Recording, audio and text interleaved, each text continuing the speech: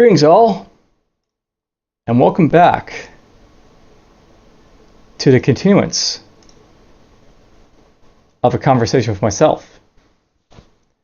So, years ago, on my, on my game channel, I started this little brief series, which basically depicts a lot of my life and aspects of it.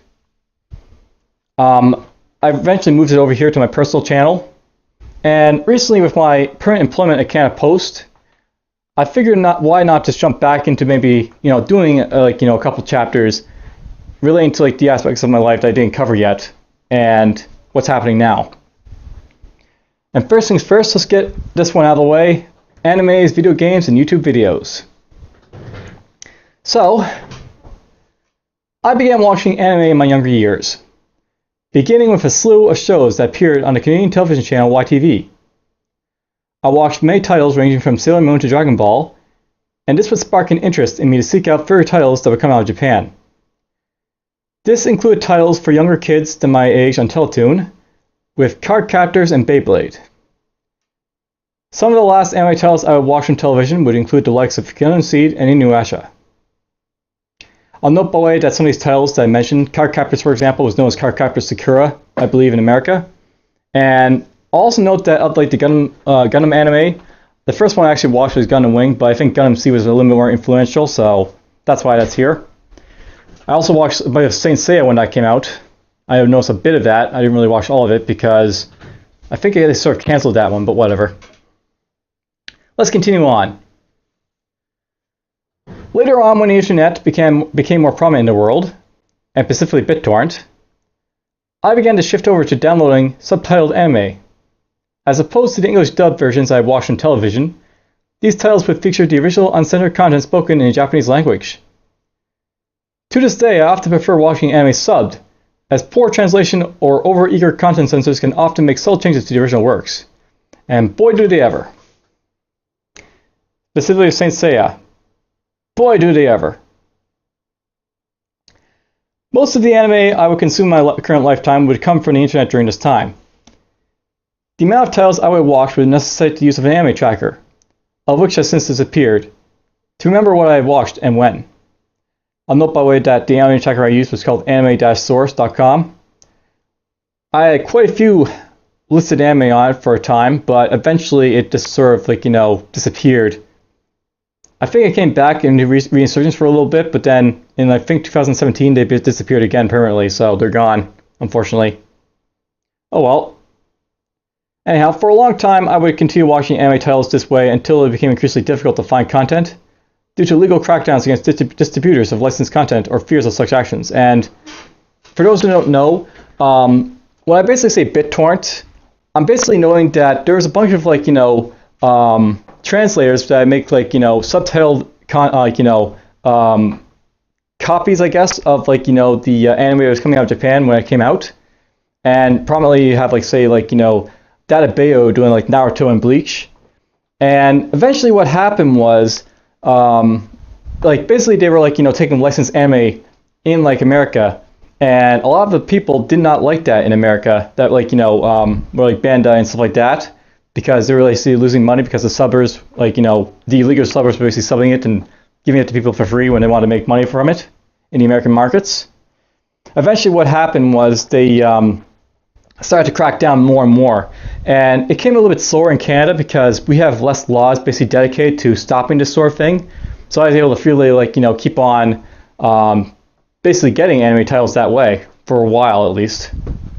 Though in recent years it became harder and harder, and eventually I switched over to streaming services. Specifically, eventually with the rise of websites for Funimation and Crunchyroll, I would begin to start streaming anime titles instead. As these were alternatives that had less worry of being taken down due to legal concerns, I would frequently watch current anime titles as they came to market from Crunchyroll. I would also sometimes view the catalog of old content too for any anime title that I saw mentioned of that piqued my interest. After a while, when Crunchyroll would lock all its recent content behind a paid membership and increasingly make use of ads on its content, I would shift over to watching Funimation's old catalog. While it also had a paid membership for a lot of its content, it also had a great deal of content that is free to watch, and I watched most of the free content. And I'll note that there's still some content that I'm still watching from Funimation, but for the most part, I haven't really been watching it because, well, let's just put it this way. I'm not much of an avid fan of anime as I once was, or find it as appealing to me as, in my older age now, especially with many of the new shows that are coming out. And I'll note that many of the new shows, they haven't really caught my interest as the old ones have.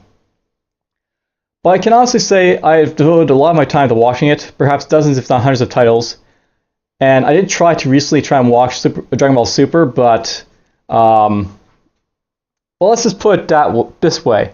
Even with old titles that are basically coming out again, the plot or other aspects of those titles are not that great, so I really haven't caught back on to basically watching anime. So that's basically it for me. But anyhow, that's basically it about anime. Let's just jump on to the next bit here. Perhaps the most prominent activity I've devoted my life to is video games.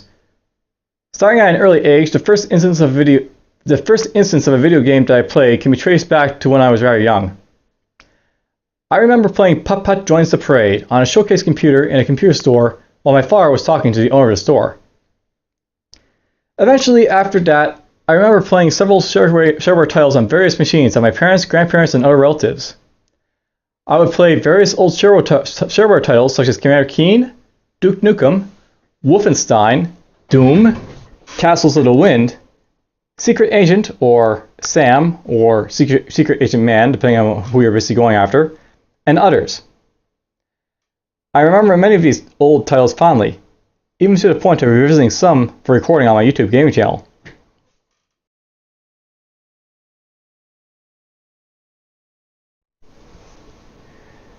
With the rise of the internet, my interest would soon shift to playing online. I remember my first instance of MMORPGs being RuneScape and Tibia, and I devoted much time to playing several browser games online. It is worth knowing that I also made my first digital purchase of the game after playing it in a browser, though unfortunately I've since lost access to this game and the developer of it has since gone AWOL. And for those who are wondering what game that might be, I'll note that there's this game called Majin War, Majinwar, and its sequel Rage of Magic. These games were the first games that basically I had purchased online for me. My father basically paid for them with his credit card, and they were pretty fun back in the day. They're basically old Golden Axe or Streets of Rage type of genre games. Though I basically at this point you can only play the freeware games or freeware portions of those games, basically in demos on armored games and stuff like that. And though I wish I could actually cover the real games, I've lost access to them. So if the developer ever comes back, I'll probably do a Let's Play perhaps for them. But until then, it is also worth knowing that today all the games I own are digital copies, as I have since given away the physical copies of many of the games I have once collected. I was generally quite resistant to jumping onto Steam when it first came out, avoiding the platform as much as possible. However, as PC gaming was beginning to shift away from the physical copies, I shifted as well. Before I did this though, some of the last physical copies I played were perhaps ones I devoted to most of my gaming efforts to. Specifically a mention among those were many of the Blizzard's older games, such as the pre-World of Warcraft titles, Warcraft 1, 2, and 3, and I played quite a bit of StarCraft and Warcraft 3, and that is Warcraft 3 here, not Warcraft 2. Though notably more for the custom maps than the actual games. And I spent ample amounts of time playing Diablo 2. I'll note that for StarCraft and Warcraft 3, basically you also the custom scenarios that players would sometimes make. And they give a specific mention to it, DOTA, Defense of the Ancients. Or as it's basically now, League of Legends. Good old MOBAs. They basically came out of StarCraft and Warcraft 3's custom game engines and stuff like that. Anyhow, let's just continue on. The last physical purchase I made ever was a Blizzard game 2, Diablo 3, and perhaps my last game I ever pre-ordered as a result. And I'll note that basically I have high respect for Blizzard and its games. They usually made very high quality games, and I basically was always eager to basically buy them. Blizzard basically shattered any expectation I would have to ever purchase a pre-release game at all in like the near future. And as with like Diablo 3, when Diablo 3 came out on the PC, it was not that great, and in fact, a lot of people basically like harpooned it pretty well for like having like microtransaction market and stuff like that. So there's really not a lot to like about it. They fixed it up a little bit since then, and it's now a pretty good like console game, but never again will I be buying a pure game as a result of like how bad Diablo 3 was. Anyhow, perhaps the most noble physical copies of games that I would play would be Battlefield 2 and CNC Renegade for Electronic Arts. Now let's fix that a little bit there. I was a big fan of the multiplayer components featured in both these games, and played them perhaps the most of any other video game I've played in my life. And I'll note that Battlefield 2, I dedicated so many hours to that. For those who don't know, Battlefield 2 is basically a team-on-team oriented like shooter. It basically had like vehicles that you could drive around, but primarily it's about like infantry on infantry type of combat as you fought through like urban environments or across like desert wastes and stuff like that. There's also some battlefields against like China, and they had like a remake of like the Wake Island from like the original Battlefield 1949. Haven't really played Battlefield 2 Battlefield's franchise since then, but it was what it was. CNC Renegade 2, that's also pretty fun. Lots of fun times with that too. And primarily because of these games, that's why I basically have the FPS noted as an interest on my YouTube gaming channel. I haven't like done a whole lot of like FPS titles on my gaming channel, but because I had like such a heavy influence in my life as a result of these two games, that's why I basically have it there. I also did like one little quick video for CNC Renegade. I might do the campaign for that in the future perhaps, but it's probably better left forgotten, I think. I should also note that before I would more or less completely jump onto making heavy use of digital providers such as GOG.com, Steam, and so forth, I spent a lot of time playing roguelikes too. Most of these games I would download from the developer websites, and eventually due to finding such little content for Dwarf Fortress on YouTube, I would strive to make some. And that's really what kickstarted me getting into YouTube to begin with. Of course, nowadays, I do more or less mainly play games from digital providers. Most of the games I have played can be browsed via my Steam profile, or just by looking at the titles playlists I made on my YouTube channel. And it remains to be seen if this will ship again in the future. We'll see, basically, I guess. I'm just going to fix this up. Now I'm going to actually leave this as like something that can be like viewed if you want. This like this written portion of like this thing.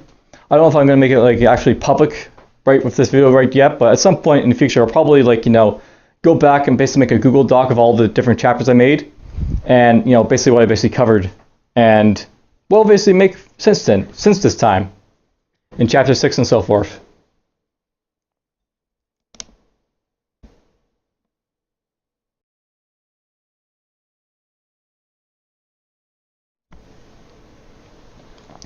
Sorry for long pauses, but my headset's not the greatest.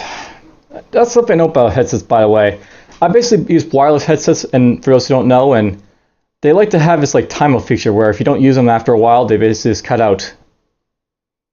Probably a reason to go like with wired mics because or wired headsets because they don't do that, I don't think, because they don't have to worry about power saving and such. But whatever. Let's just finish this off. I joined YouTube in 2006. But I never heavily used the platform for much outside of the occasional cat video I would view. Beginning on May 24th of 2012, this would change when I would publish my first video to YouTube, and I would continue to do so until present time of writing this. I have at this point published over 3,000 videos, acquired over 1,100 subscribers, and garnered over 600,000 lifetime views. I've even managed to get paid a little by YouTube through advertisements, although no more than a few $100s. And I'll note by the way that I really only get pins for YouTube, so it helps to like buy a few like the games I basically like put out, but not much more than that. I first began making videos as a result of finding few videos for Dwarf Fortress's adventure mode on YouTube. Noticing the lack of videos, I decided I would try my hand at capturing some footage and putting it on YouTube. My earlier videos were of extremely 480 quality, not even half of the 1080p quality I would at least submit my videos at today. They were also done on an old computer with Windows XP, which was beginning to show its age even at this time. And eventually I moved to Windows 8 and then now Windows 10. Oh, the good times. My initial focus for doing Let's Plays was to put out videos for games with less or no visibility on YouTube, or for games which I enjoyed. Early on, this would probably focus on games from the roguelike genre, as well as Doom 2000, which would be one of the first RTS titles I would do a series for. I would also do a lot of board game strategy types of titles too, starting with Civilization V: Gods and Kings. As time has passed in the 6 years that I've made videos, much has changed. I used to have a great deal of time to produce videos for various video games that I played, as I was unemployed and had quite a bit of free time to spend doing so. It remains to be seen if I will continue to produce content for YouTube channel in the future as a result of being working at Canada Post, and of course helping my sister look after a baby in the present times. And I'll probably perhaps cover that a little bit in a future chapter. I'll probably sit on a little bit before I basically tell you about my experiences at Canada Post and my experiences looking after my niece. But that'll be for another time, I think. That's it for this chapter. I hope you guys basically enjoyed it. A little bit longer than the other ones, but that's fine, I think. I sort of ramble on a little bit, tell comments and stuff like that. Take care then, I think.